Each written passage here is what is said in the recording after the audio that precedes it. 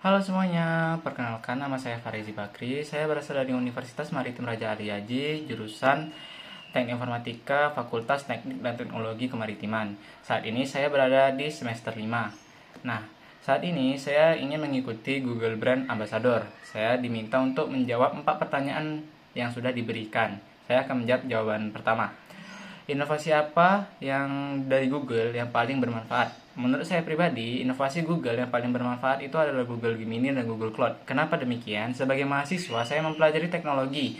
Saya sering menggunakan AI untuk membantu saya memahami materi, mencari ide, membuat rangkuman, menemukan kesalahan-kesalahan kode, dan menyelesaikan masalah dan yang lebih terstruktur. Namun, saya tetap menggunakan AI sebagai alat bantu, bukan sebagai pengganti proses berpikir.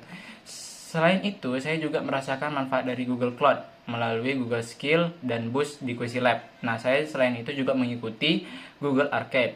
Saya dapat belajar tentang visual machine, database, storage, jaringan, deployment aplikasi, kecerdasan buatan secara lebih langsung melalui praktik secara langsung yang udah disiapin.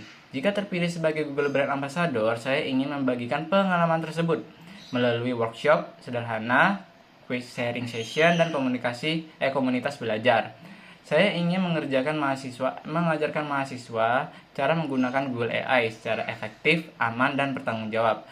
Di kampus saya itu sangat minim sekali tentang pengetahuan teknologi dan komunitas yang berada di daerah saya di Tanjung Pinang itu sangat sedikit. Jadi saya mempunyai inovasi itu. Lanjut saya menjawab pertanyaan kedua, yaitu adalah kegiatan interaksi apa yang saya akan lakukan. Saya akan melakukan kegiatan yang ingin saya buat adalah AI Campus Challenge judulnya. Jadi AI Campus Challenge itu adalah dari masalah menjadi solusi. Kegiatan ini dibuat dalam suatu suasana santai seperti nongkrong atau sharing session. Peserta akan dibagi menjadi beberapa kelompok. Setiap kelompok memiliki satu masalah nyata di kampus. Misalnya, sulit mengatur tugas, kurangnya informasi kegiatan kampus, atau kesulitan mencari ide proyek.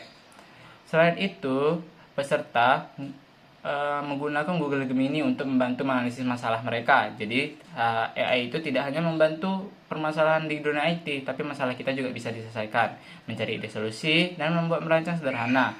Mereka dapat mau konsep aplikasi, Google Form, Google Sheet, dan website sederhana atau kampanye edukatif.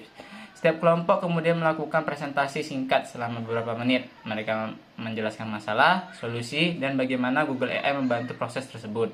Kita lanjut ke pertanyaan ketiga. Contoh masalah dan cara menyelesaikannya. Salah satu masalah yang pernah saya hadapi ketika saya harus mempelajari banyak teknologi sekaligus. Saya sudah berada di dunia teknologi itu selama 5 tahun. Saya SMK RPL. Jadi saya sangat paham sekali tentang sangat cepatnya perkembangan teknologi, sudah sampai ke 5.0.